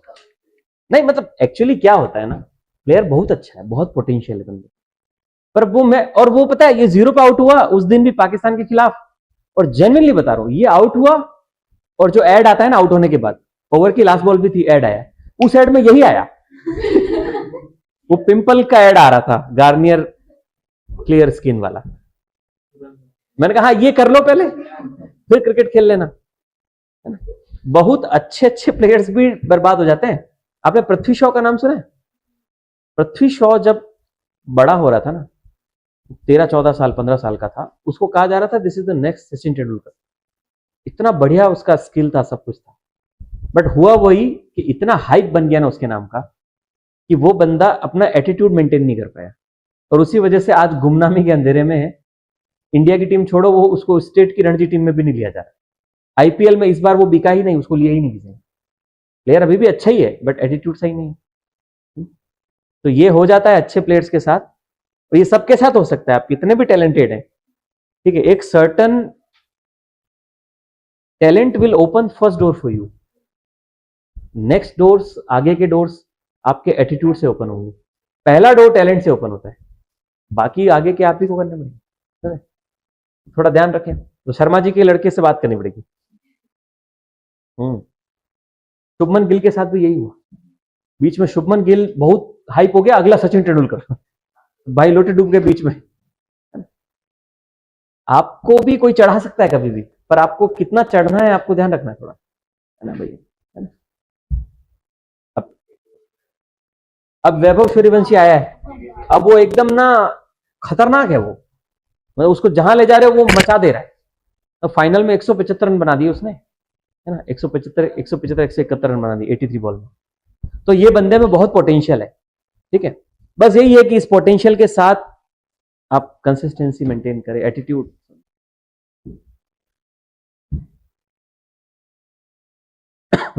प्रपोज रिफॉर्म, जो एक एक्ट अभी पास हुआ, ठीक है, इस एक्ट में ये एक्ट वाला आ गया क्या?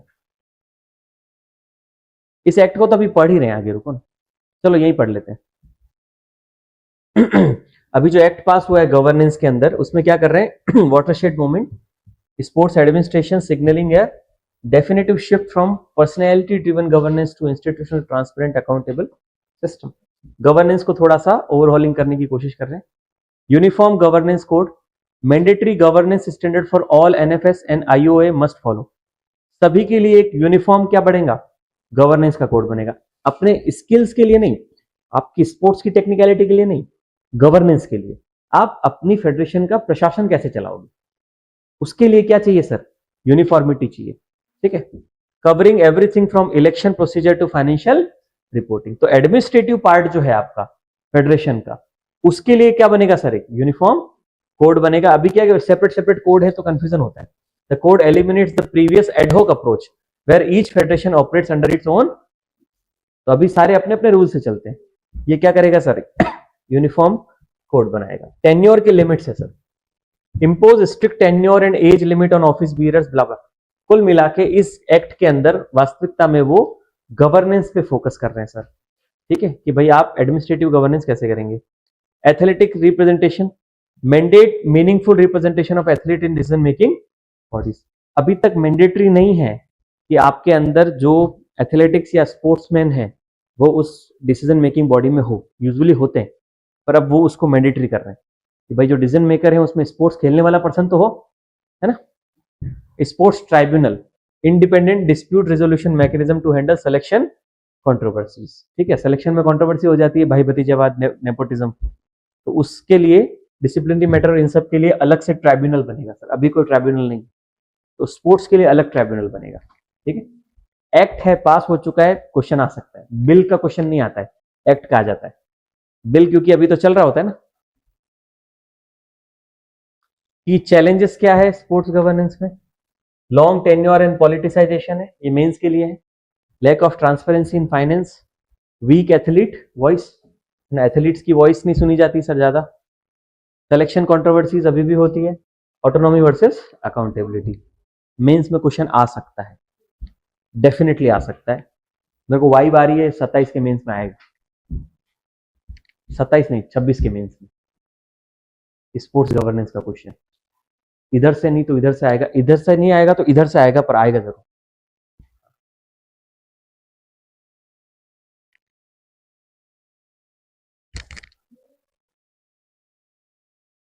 इतिहास गवाह है, हमारे 2 साल के करंट अफेयर्स की क्लास से बहुत क्वेश्चन आए फ्री में ठीक है, क्योंकि अपन मोस्टली कोशिश करते हैं कि कवर काफी कुछ कर लेते हैं, तो क्वेश्चन छूटता नहीं। रिफॉर्मिंग स्पोर्ट्स गवर्नेंस ब्ला ब्ला ब्ला, ये कुछ और वे फॉरवर्ड है जो किए जा सकते हैं। Prelims pointer, nodal ministry, training infrastructure SAI, Olympic coordination IOA, sport specific governance NSF, clean sport, anti doping, governance reforms, जो एक्ट आ गया, डन। मेंस के लिए और प्री के लिए दोनों के लिए बन जाएगा notes. Expected prelims question, don't करो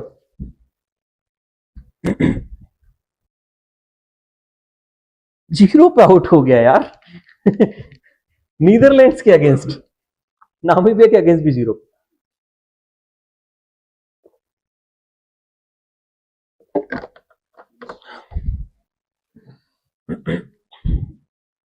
हो गया? क्या है?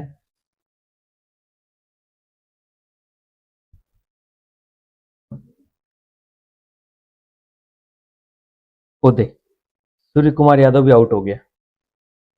नहीं नहीं, कैच छोड़ दिया। क्या गुंडा बनेंगे ये लोग।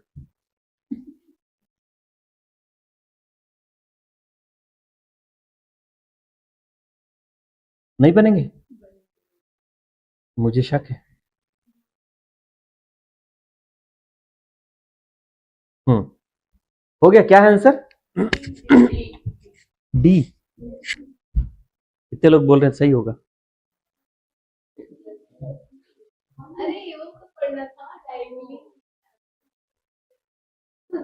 गलत किए सब लोग।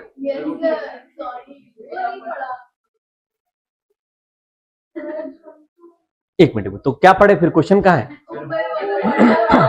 With reference to sport governance consider the following bodies. तो क्वेश्चन कहाँ है? ये है ना क्वेश्चन तो। वाह मेरे बच्चों, है ना। मैं बता रहा हूं, फिर ना क्वेश्चन गलत करते हैं एग्जाम में और फिर नाम लेते हैं कि ये सर यही बताया था, ये आदमी जिम्मेदार, ये व्यक्ति है। विच ऑफ अबाउ आर, अरे क्वेश्चन कैसे नहीं पढ़े तुम लोग? तो फिर क्या सोचे? शर्मा जी के लड़का। Which of the above directly involve in the selection and preparation of Indian teams for international competition?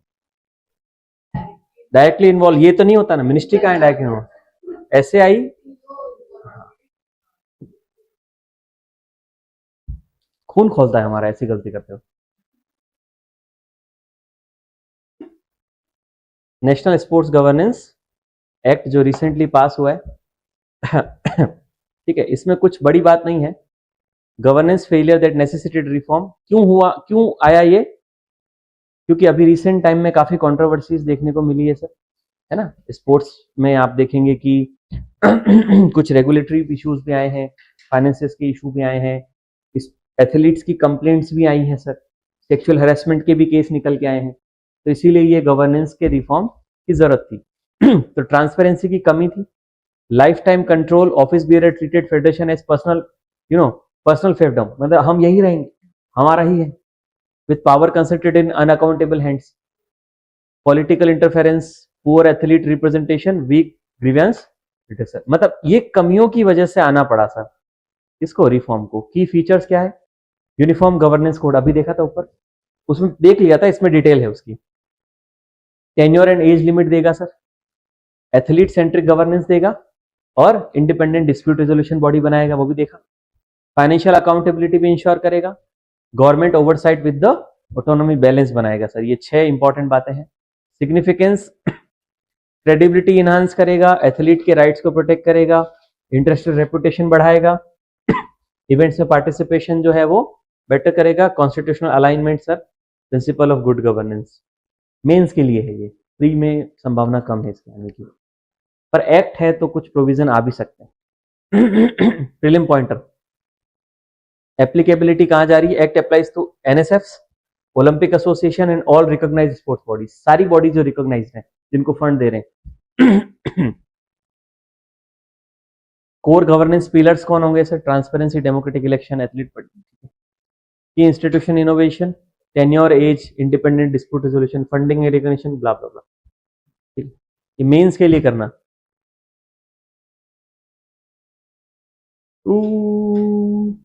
ओ यही रास्ता है तेरा,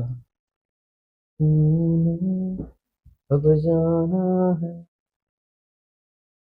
तुझे, अब ये दिखाना है। उसका आंसर देख ही लोगे तुम। क्या करूं मैं, बढ़ जाऊं?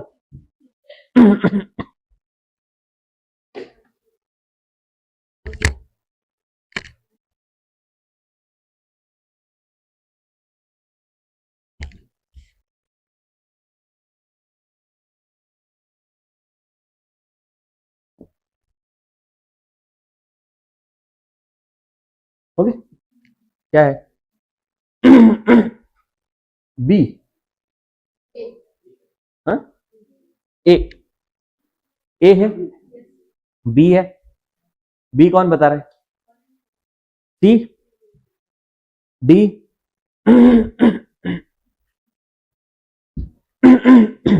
क्या बता रहे हो बताओ ना, ए, सब ए बता रहे हैं, हाँ ए ही है फिर, इसका बताओ, मार दूंगा मैं, पढ़ो तो सही क्वेश्चन, सीधा, झूठी औरत, सामने बैठी बोले देखी नहीं थी मैं,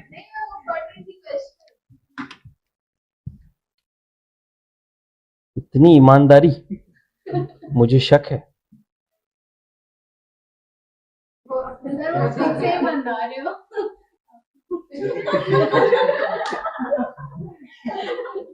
है कहाँ, मैं ढूंढ रहा हूँ, है कहाँ, है कहाँ है, यही घूमती है, मैं मार दूंगा बेटा,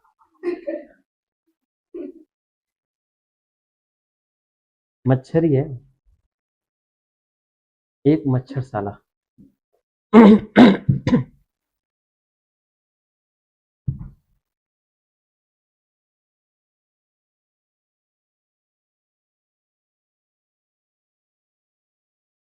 कैसे खेल रहे हैं, नॉनसेंस, वो भी आउट हो गया, तिलक वर्मा भी,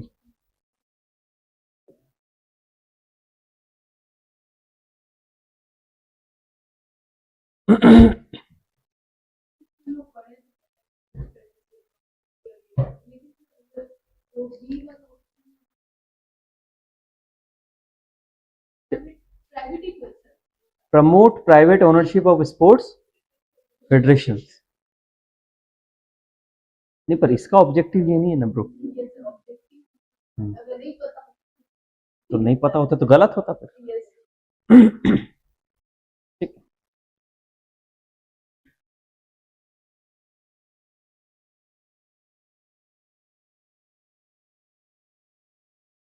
लेका पिछका, आरटी एंड माइनॉरिटी इंस्टीट्यूशन, ठीक है, ये जो सीधा सीधा है, मैं आरटी आपको बता दिया ना, ठीक है, supreme court recent observation that the blanket exemption granted to minority education institution under RTE Act 2009 may need reconsideration, highlighting a fundamental constitutional tension between two important rights, the right to education and the minority right to establish an administrative education institute, Article 30. 21 और 30 के बीच में क्या है, conflict है, और 2009 का जो act है इसमें ब्लैंकेट एग्जिम्पशन है माइनॉरिटी एजुकेशन इंस्टीट्यूशन को कि आरटी एक्ट उन पे लगता नहीं है। लीगल फ्रेमवर्क आपको पता है, 21A राइट टू एजुकेशन है ना, 86 में बना था 2002 में, और आरटी एक्ट के अंदर बहुत सारे प्रोविजंस हैं सर, है ना, क्लासरूम में पढ़ते हैं हम लोग, 6 से 14 साल के बच्चों को फ्री एंड कंपल्सरी एजुकेशन देना है, 1:30 टीचर टू पीपल रेशियो होना चाहिए, है ना, इसके अलावा कोई कैपिटेशन फी और स्क्रीनिंग नहीं कर सकते आप, 25% प्राइवेट एजुकेशन इंस्टीट्यूशन की सीट्स जो हैं वो इकोनॉमिकली वीकर सेक्शन के लिए रिजर्व रहती है, टीचर्स जो हैं उनको नॉन टीचिंग काम नहीं देना है except the census work and the election work, तो ये आरटीई है सर। ये 2009 में एक्ट बना जिसमें ये 25% रिजर्वेशन दिया ईडब्ल्यूएस को, ठीक है। 31 क्या है, माइनॉरिटी राइट है कि जो अल्पसंख्यक है उनको अपना एजुकेशन इंस्टीट्यूट बनाने का क्या है, राइट है। तो यूजुअली जो माइनॉरिटी इंस्टीट्यूशन है वो एग्जेम्प्टेड है, आरटी उन पे नहीं लगता था, right to education. Supreme court reconsideration, supreme court ने खुद अपने इंटरप्रिटेशन में कहा था कि नहीं लगता 2012 में। Quality and uniformity concern, the court noted that total exemption from RT standard may affect the quality and uniformity of elementary education across the country.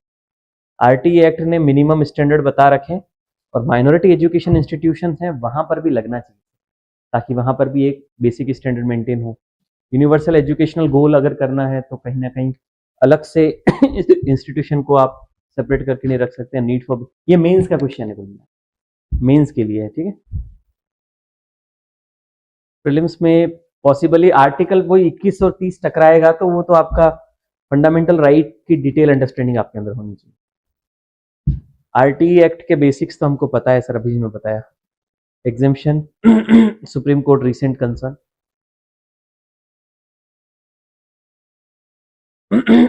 ये क्या है?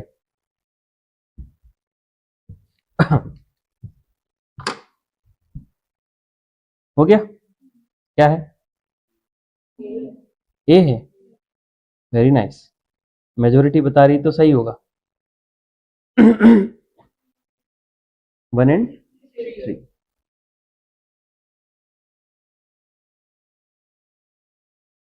UAPA and bail in 2020 riots case। UAPA 1967।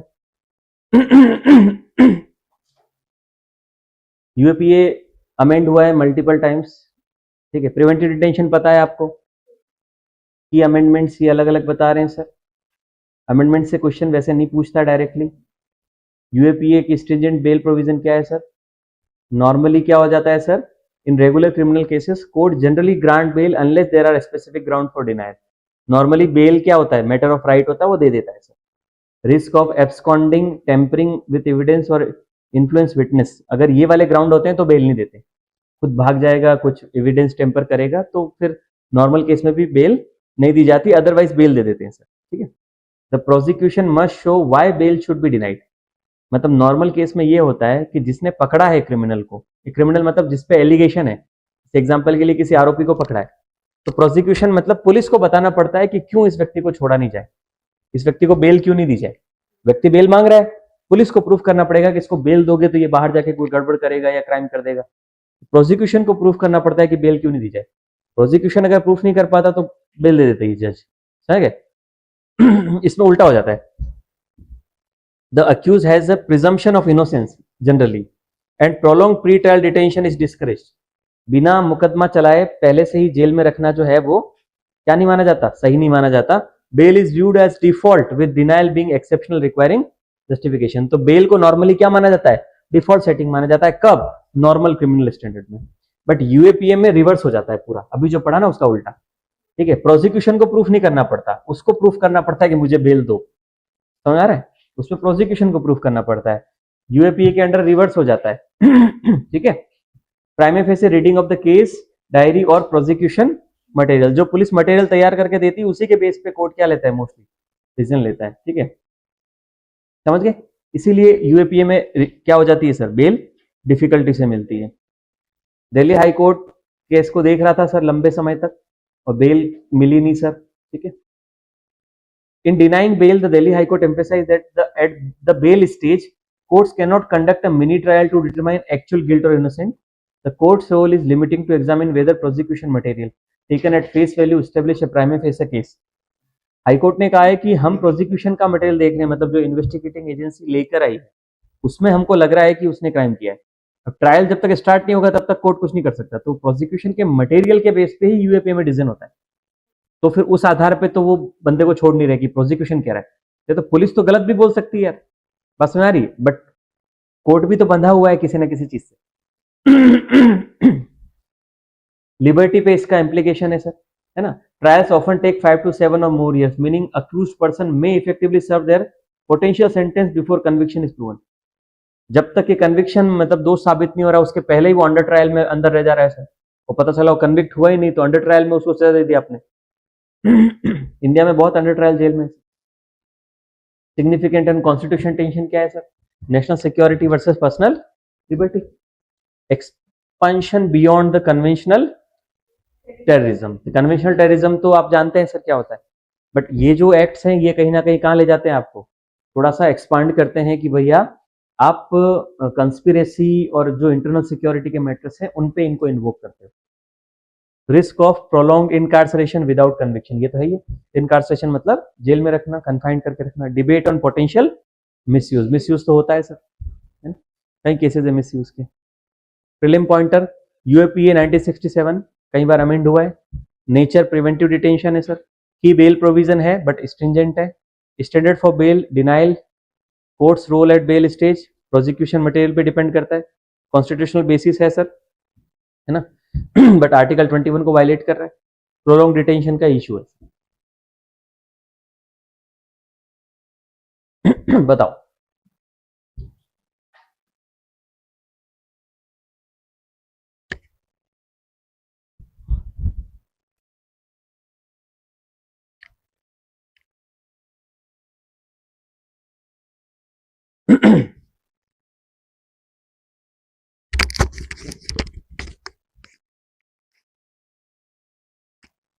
ठीक है, क्या है answer? सी है? B? ए?